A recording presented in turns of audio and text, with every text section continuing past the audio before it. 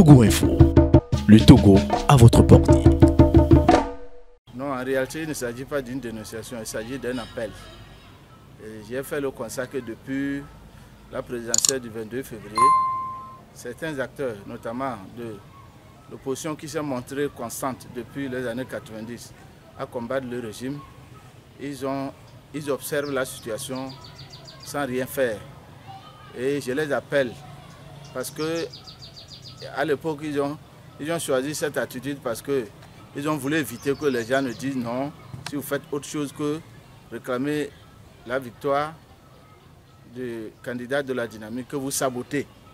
Donc, les gens ont observé, mais j'ai estimé qu'il y a eu trop de temps qui s'est écoulé. Il faut qu'ils se remettent en scène et qu'ils appellent à l'organisation de l'opposition pour que nous puissions aller de l'avant. Il ne s'agit pas d'une dénonciation, c'est un appel que je leur lance à ces leaders de l'opposition qui s'est montré constante depuis les années 90 à combattre le régime.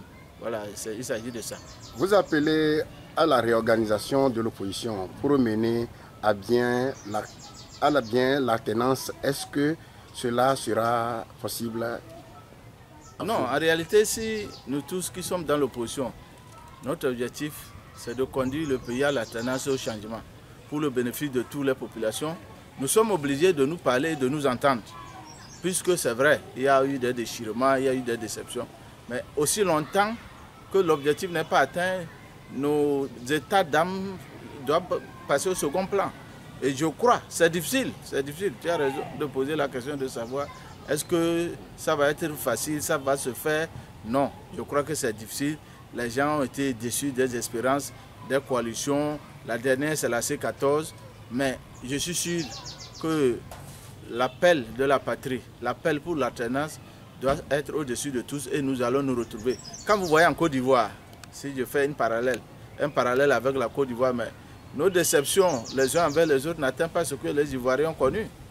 Aujourd'hui, Guillaume Soro qui parle à Gbagbo, Gbagbo qui reçoit Bédié, le Goudé qui parle, alors que c'est Bédié, Ouattara et Guillaume Soro qui étaient des alliés qui ont envoyé ces gens-là à la CPI. Mais pour l'intérêt de leur pays, la Côte d'Ivoire, ils veulent se mettre ensemble pour sauver la démocratie.